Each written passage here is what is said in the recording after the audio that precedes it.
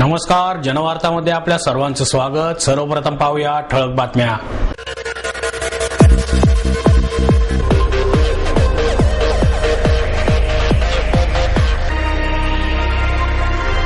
गहुंजे येथील सुब्रतो रॉय सहारा स्टेडियमचे उद्घाटन बीसीसीआयचे माजी अध्यक्ष शशांक मनोहर आणि चंदू बोर्डे यांच्या हस्ते संपन्न। महाराष्ट्र अंधश्रद्धा निर्मूलन समिती आणि महाराष्ट्र विवेक वाहिनी या संघटनांच्या वतीने बलशाली युवा महाराष्ट्रासाठी चला व्यसनाला बदनाम करूया अभियान शहरातील महाविद्यालयात राबवणार। आणि मल्टीप्लेक्स मालकांची अरेरावी वितरण आणि चित्रपट निर्मिती प्रक्रियेतील विविध समस्या सोडवण्यासाठी मराठी चित्रपट क्षेत्रातील निर्माते एकत्र आले असून स्वतंत्र संघटना स्थापणार।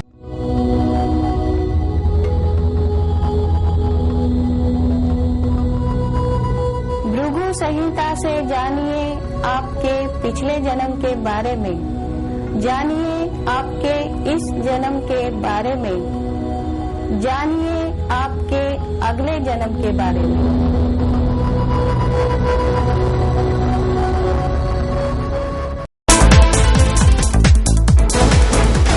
गहुंजे येथील सुब्रतो रॉय सहारा स्टेडियमचे उद्घाटन बीसीसीआयचे माजी अध्यक्ष शशांक मनोहर आणि चंदू बोर्डे यांच्या हस्ते करण्यात आले। यावेळी महाराष्ट्र क्रिकेट संघटनेचे अध्यक्ष अजय शिर्के उपस्थित होते। नोव्हेंबर 2009 पासून या स्टेडियमच्या उभारणीस प्रारंभ करण्यात आला। 2 टप्प्यात सुरू असलेल्या बांधकामाचा पहिला टप्पा पूर्ण झाल्यानंतर आज प्रथमच या स्टेडियमवर प्लेट गटातील रणजीचा उपांत्य सामना महाराष्ट्र आणि हिमाचल प्रदेश यांच्यात सुरू झाला। फुलांची आकर्षक सजावट आणि सनई चौघड्यांच्या सुरांमध्ये मंगलमय वातावरणात स्टेडियमचे उद्घाटन झाले। हे स्टेडियम पाहिल्यावर केपटाऊन येथील विख्यात स्टेडियमची आठवण येते असे सांगत बोर्डे म्हणाले की जे खेळाडू येथे खेळतील ते निश्चितच भाग्यवान असतील। येथे उपलब्ध असणाऱ्या सुविधांचा खेळाडूंनी लाभ घ्यावा आणि आंतरराष्ट्रीय सामन्यांमध्ये चमक दाखवावी।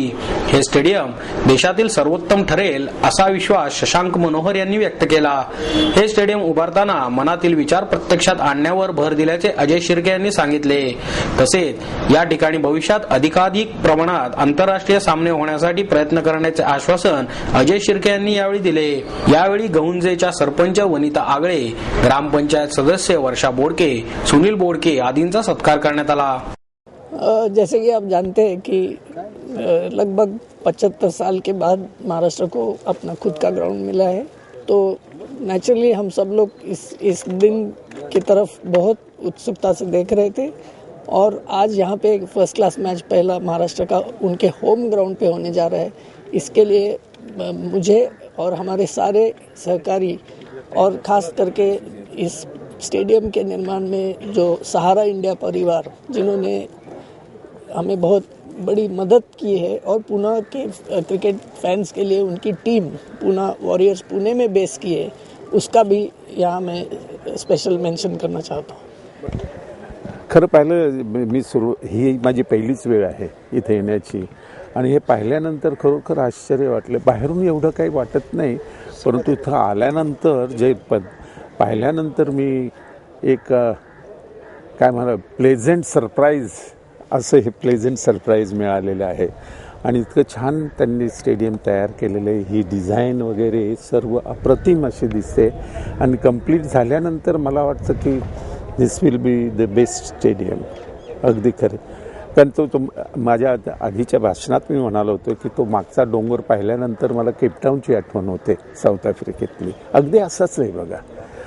आणि विशेष म्हणजे की हे जे स्टेडियम मी बघितलं त्याचे ग्राउंडचे लेवल वगैरे आणि विकेट देखील फार छान पद्धतीचं त्यांनी तयार केलेलं आहे। आता यामुळे एकच आहे की जितक्या मॅचेस इथं लवकर खेळल्या जातील ते बरं होईल, कारण त्यामुळे काय होतं की विकेट सेटल होतं। आणि आज ही पहिली मॅच खेळली जाणार आहे, त्यावरनं बरीचशी कल्पना आपल्याला येईल की कशा पद्धतीने हे विकेट खेळेल म्हणून। आणि जे खेळाडू यावर खेळणार आहेत ते किती भाग्यवान आहेत असं मी समजतो। अशी सुविधा आम्हाला कधी मिळालीच नाही। मी मगाशी म्हणालो की जरी mind is willing body is not, तसं आहे। फार इच्छा वाटते की जाऊन खेळावं वगैरे त्याच्यावर। आणि दुसरं म्हणजे की थोडा वेळ लागला स्टेडियम व्हायला, परंतु ज्या पद्धतीने त्यांनी केलंय ते खरोखर फारच छान केलेलं आहे असं मी समजतो. महाराष्ट्र अंधश्रद्धा निर्मूलन समिती आणि महाराष्ट्र विवेक वाहिनी या संघटनांच्या वतीने बलशाली युवा महाराष्ट्रासाठी चला व्यसनाला बदनाम करूया हे अभियान शहरातील महाविद्यालयांमध्ये राबवण्यात येणार आहे. या अभियानांतर्गत दिनांक 26 ते 31 डिसेंबर या कालावधीत व्यसनाची बदनामी निर्धार सप्ताह राबवण्यात येणार असल्याची माहिती डॉक्टर नरेंद्र दाभोळकर यांनी पत्रकार परिषदेत दिली. समितीचे सचिव मिलिंद देशमुख, विवेक वर्धिनीचे राजेंद्र कांकरिया यावेळी उपस्थित होते.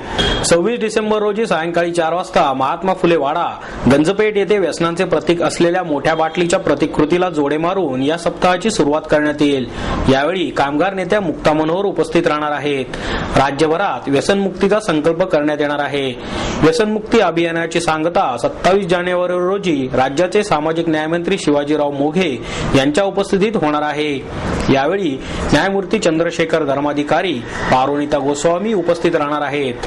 अंधश्रद्धा निर्मूलन समितीला विदेशी फंड मिळतो हा हिंदू जनजागृती समितीने केलेला आरोप हास्यास्पद असल्याचे डॉक्टर दाभोळकर यांनी सांगितले. अमेरिकेतील महाराष्ट्र फाउंडेशनने मला 4 नोव्हेंबर 2006 मध्ये न्यू जर्सी येथे दशकातील सर्वोत्तम कार्यकर्ता पुरस्कार दिला. बक्षिसाची 10 लाख रुपयांची रक्कम आणि तेथील लोकांनी दिलेली मदत अशी सर्व रक्कम मी संघटनेच्या खात्यात जमा केली. कोणत्याही संस्थेकडे त्यासाठी अर्ज केला नव्हता, त्यामुळे फंड घेण्याचा प्रश्नच उद्भवत नाही. जादूटोना विरोधी कायदा पास होण्याच्या शक्यतेने तीव्र विरोध करण्यासाठी हिंदू जनजागृती समिती गैरसमज पसरवत आहे असे दाभोळकर म्हणाले. धान्यापासून मद्य निर्मितीच्या विरोधात सर्वोच्च न्यायालयात जनहित याचिका दाखल करणार असल्याचेही त्यांनी यावेळी स्पष्ट केले. Maharashtra cricket association for the blind आणि पुना ब्लाइंड मेन असोसिएशन यांच्या संयुक्त विद्यमाने अंध व्यक्तींच्या राज्यस्तरीय क्रिकेट स्पर्धेचे उद्घाटन चंदू बोर्डे यांच्या हस्ते करण्यात आले. या स्पर्धा 22 ते 24 डिसेंबर दरम्यान पीवायसी क्लब मैदान आणि फर्ग्युसन महाविद्यालयाच्या मैदानावर होणार आहेत. या स्पर्धेमध्ये 8 संघांनी सहभाग घेतला आहे. त्यामध्ये पुना ब्लाइंड मेन, पुण्याचा संघ, मुंबई, विदर्भ, खानदेश, मराठवाडा, कोकण, पश्चिम महाराष्ट्र या संघांचा समावेश आहे. या स्पर्धा 10 षटकांच्या होणार असून साखळी पद्धतीने हे सामने खेळवण्यात येणार आहेत. या स्पर्धेदरम्यान एकूण 13 सामने होणार असून स्पर्धेतील विजेता, उपविजेता, सामनावीर, मालिकावीर, उत्कृष्ट फलंदाज, गोलंदाज, उत्कृष्ट क्षेत्ररक्षक, यष्टीरक्षक यांना ट्रॉफी आणि पारितोषिके देण्यात येणार आहेत. तर सामन्यात विजयी ठरलेला संघ हा राष्ट्रीय पातळीवर महाराष्ट्राचे प्रतिनिधित्व करणार आहे. या स्पर्धेच्या उद्घाटन प्रसंगी पुना ब्लाइंड मेन असोसिएशनचे अध्यक्ष MP पंडा आणि सहकारी उपस्थित होते. आपल्या अध्यक्षीय भाषणात चंदू बोर्डे म्हणाले की सामान्य माणसांना डोळ्याला पट्टी बांधून खेळणे खूप अवघड आहे, परंतु ही सर्व मुलं ज्या जिद्दीने आणि उत्साहाने खेळत आहेत त्याचं खरंच कौतुक करण्यासारखं असून या सगळ्या संघांचं त्यांनी अभिनंदन केले. या उद्घाटनानंतर सर्व खेळाडूंशी चंदू बोर्डे यांनी ओळख करून घेतली. या स्पर्धेतील पहिल्या मॅचचा टॉस चंदू बोर्डे यांनी केला. शिवाय यावेळी स्वतः पिचवर उतरून फलंदाजीचा आनंदही त्यांनी लुटला. आम्ही त्यावेळेस मी खेळायचो तेव्हा मला असंच अध्यक्ष म्हणून बोलवलं होतं आणि मला म्हटले की तुम्ही डोळे बांधून ही मॅच खेळा किंवा हा सामना बघा किंवा आमच्या विरुद्ध खेळा. 3 बॉल तुम्ही लोकांनी टाकले, डोळे बांधले होते मी आणि 3 वेळेस माझी दांडी तुम्ही उडवली. खरोखर किती आणि मी तिथे पाहिला तो सामना आणि ज्या पद्धतीने तुम्ही ते खेळत होता तर मला माझ्या टेस्ट क्रिकेटची लाज वाटली. खराब होता तसा, त्यांना ते विशेष दिसत नव्हता, पण ते देखील खेळायचे कसे खेळायचे मला समजत नाही. असंच एक उदाहरण आहे आमच्या भारतीय संघात. परंतु तुमचा हा जो खेळ आहे तो अप्रतिम कशा प्रकारे तुम्ही हा चेंडू खेळता आणि मारता हे खरोखर कौतुक करण्यासारखं आहे. आणि त्याकरता जे सर्व संघ, मला वाटतं 8 संघ आहेत, त्या 8 संघाचं मी खरोखर अभिनंदन करतो की तुम्ही सराव देखील चांगला करता. मल्टिप्लेक्स मालकांची अरेरावी, वितरण आणि चित्रपट निर्मिती प्रक्रियेतील समस्या सोडवण्यासाठी मराठी चित्रपट क्षेत्रातील निर्माते एक स्वतंत्र संघटना स्थापन करणार आहेत. मराठी चित्रपटांच्या निर्मिती प्रक्रियेदरम्यान आणि प्रदर्शित करताना येणाऱ्या विविध समस्यांसंदर्भात चर्चा करण्यासाठी मराठी चित्रपट निर्मात्यांच्या मेळाव्याचे आयोजन करण्यात आले. या मेळाव्यात मेघराज राजे भोसले यांनी ही घोषणा केली. निर्माते विजय कोणके, विकास पाटील, संजय ठुबे, वैभव जोशी, सतीश रणदिवे, गजेंद्र आहिरे, राज कुबेर, नरेंद्र भिडे, संजय डावरा, FM इलियास, निलिमा लोणारी यांच्यासह महाराष्ट्राच्या विविध भागातून सुमारे 100 निर्माते या मेळाव्यात सहभागी झाले होते. मेघराज राजे भोसले म्हणाले, निर्मात्यांनी समस्या सोडवण्यासाठी महामंडळावर अवलंबून राहू नये. निर्मात्यांनी अनेक समस्या स्वतः समजून घेऊन त्या सोडवण्यासाठी पुढाकार घेतला पाहिजे. विजय कोणके म्हणाले, चित्रपटाचा व्यवसाय म्हणून विचार केला तरच त्याची आर्थिक गणिते कळू शकतील. निर्मितीच्या विविध विभागांची माहिती घेऊन मराठी निर्मात्यांनी व्यवसाय केला पाहिजे. त्यासाठी विविध व्यावसायिक बाजू समजावून घेतल्या पाहिजेत असंही त्यांनी यावेळी सांगितले. पण आम्हाला वाईट वाटतो तो चित्रपट निर्मिती झालेला बघून तो सी ग्रेड मध्ये 5 लाख टाकत असताना मी, विकास पाटील, रामदास भोसले, कोणके साहेब आम्ही नेहमी निर्मात्यांच्या बाजूने मांडतो. पण तो कमिटीत सुद्धा बाकीचे असे काही लोक आहेत की ज्यांनी स्वतः निर्मिती केलेली काही नाही, पण एसी मध्ये बसून कॅटेगरी ठरवली जाते की त्या मागे निर्मात्यांचा दृष्टिकोन काय असतो. कुठल्याही निर्मात्याला असं वाटत नाही की माझं प्रोडक्शन वाईट व्हावं किंवा सी ग्रेडचा मी चित्रपट बनवून असं आपल्याला कधीच वाटत नसतं. परंतु नाही तो सी ग्रेड मध्ये जातो आणि 5 लाखावर समाधान मानावं लागतंय. तर अशा काही गोष्टी आम्ही डोळ्यांनी पाहिल्या तर आम्ही विचार केला की यासाठी निर्मात्याने एकत्र येणे गरजेचे. सेन्सॉर बोर्डमध्ये, अनुदान कमिटीमध्ये जास्तीत जास्त निर्माते पाहिजेत त्या कमिटीमध्ये प्रत्येक. यासाठी काहीतरी आपण एक ठोस पावलं उचलावी. त्यासाठी हा आमचा म्हणजे हा शेवटचा प्रयत्न आहे माझा निर्मात्यांना गोळा करायचा. कारण यानंतर निर्माते सुद्धा येणं शक्य नाही, प्रत्येक जण बिझी आहात. मी बोलून नुसती चर्चा करून काय करायचं, काहीतरी निर्णय घेतला पाहिजे, त्यांच्या पाठीशी उभं राहायला पाहिजे. आज मी आता आपला जादा वेळ घेत नाही, आपणच चर्चेतून काही मार्ग काढून आणि ठोस निर्णय घेऊ एवढीच विनंती करतो. हमाली कामाच्या निमित्ताने खंडणी घेण्याच्या प्रकाराची दखल प्रशासन घेत नसल्याने हमाल पंचायतीच्या वतीने 28 डिसेंबर रोजी जिल्हाधिकारी कार्यालयावर मोर्चा काढण्यात येणार आहे. पंचायतीचे अध्यक्ष डॉक्टर बाबा आढाव म्हणाले, व्यापारी असोसिएशन, शासनाचे माथाडी मंडळ, बाजार समिती संयुक्तपणे हमाली कामाचे दर आणि पद्धत ठरवतात. परंतु तेथेही खंडणी उकळण्याचे काम सुरू असल्याने हा लढा उभारण्यात आला आहे. शहर आणि जिल्ह्यातील बाजारांमध्ये माथाडी मंडळात नोंदणी नसलेल्यांची नावे टाकून राजकीय पुढारी, स्थानिक गुंड यांच्या छब्या छापून हमाल, माथाडी कथित संघटनांचे फलक लावायचे. मॉल, इतर बांधकाम येथे माल घेऊन आलेल्या गाड्या टोलक्याने अडवायच्या.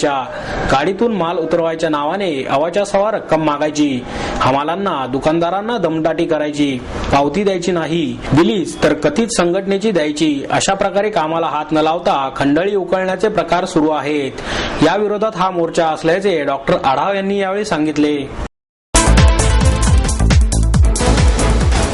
85व्या मराठी अखिल भारतीय साहित्य संमेलनाच्या अध्यक्षपदाची निवडणूक निकोप आणि निरामय वातावरणात झाली नाही, असा आरोप डॉक्टर प्रतिमा इंगोले यांनी केला.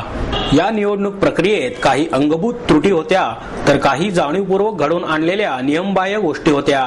वसंत डहाके यांनी 4ही साहित्य संस्थांमार्फत अर्ज भरले होते. त्यामुळे प्राध्यापक डहाक्यांनी आधीपासूनच किमान 3 संस्थांमार्फत पाठिंबा मिळवला.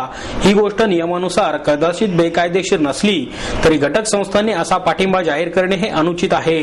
निवडणूक प्रक्रियेच्या सुमारास टपाल खात्याचा संप असल्याने 791 मतदारांपैकी सुमारे 300 मतदारांना मतपत्रिका मिळाल्या नाहीत. अनेकांना त्या बऱ्याच विलंबाने मिळाल्या. याच दरम्यान मी स्पीड पोस्टाने मतदारांना पाठवलेली पत्रे मात्र व्यवस्थित मिळाली. 2-3 वेळा तक्रार करूनही महामंडळाच्या मुंबई कार्यालयाने म्हणावा तसा प्रतिसाद दिला नाही. स्पीड पोस्टने अथवा कुरिअर मार्फत मतपत्रिका पाठवण्याबाबत तत्परता दाखवली गेली नाही.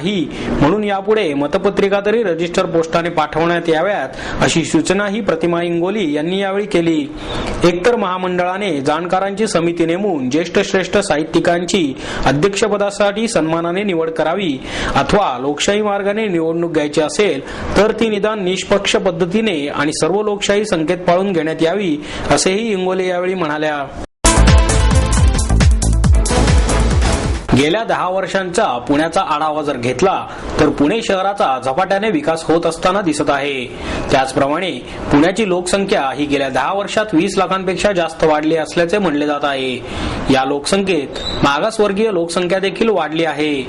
अशा मागासवर्गीय लोकांचा विकास व्हावा आणि पुणे शहराच्या विकासात त्यांचा देखील विकास व्हावा, यासाठी पुणे महानगरपालिकेत मागासवर्गीयांना नगरसेवक पदे मिळावी अशी मागणी भाजपचे पुणे शहर अध्यक्ष विकास मटकरी यांनी निवडणूक आयोगाकडे केली होती. परंतु निवडणूक आयोगाने ही याचिका फेटाळली. म्हणून त्यांनी उच्च न्यायालयात धाव घेतली.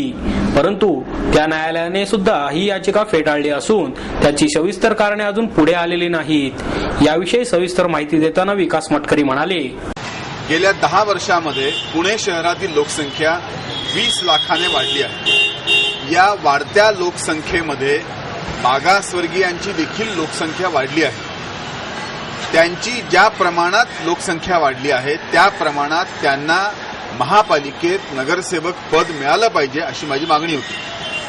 दुर्दैवाने निवडणूक आयोगाने या संबंधातली माझी मागणी फेटाळून लावली आणि मागासवर्गीयांच्या वाढत्या लोकसंख्येला न्याय मिळाला नाही। तो मिळावा यासाठी मी उच्च न्यायालयात धाव घेतली होती आणि उच्च न्यायालयात हा आग्रह केला होता की 2011चा जो सेन्सस रिपोर्ट आहे त्याच्या आधारे पुण्यातल्या वाढलेल्या मागासवर्गीय लोकसंख्येला प्रतिनिधित्व द्या। परंतु आज न्यायालयाने माझी याचिका फेटाळून लावली। मला याचं दुःख होत आहे। न्यायालयाने काल चर्चेदरम्यान आमचा मुद्दा योग्य आहे असा अभिप्राय दिला होता, परंतु निवडणूक आयोगाने त्यांच्या काही मर्यादा जाहीर केल्या आणि केंद्र सरकारकडून जनगणनेचे आकडे मिळत नाही म्हणून आम्ही हे करू शकत नाही अशी बाजू मांडली होती। कदाचित न्यायालयाने निवडणूक आयोगाच्या मर्यादा मान्य केल्या असतील, परंतु त्यामुळे मागासवर्गीय समाजाला प्रतिनिधित्व आज अपुरं मिळणार आहे, कमी मिळणार आहे याचं मला दुःख आहे। सर्वोच्च न्यायालयात जाण्याचा विचार आहे, परंतु अद्याप न्यायालयाकडून आमची याचिका फेटाळण्याची कारणमीमांसा दिली गेलेली नाही। त्यांनी केवळ एका वाक्यामध्ये आमचं पिटिशन डिसमिस केलं आहे असं सांगितलं आहे। आम्ही त्यांच्या सविस्तर निकालाची वाट बघतो, त्याच्या आधारे सर्वोच्च न्यायालयात यासाठी संघर्ष करण्याची आमची तयारी आहे।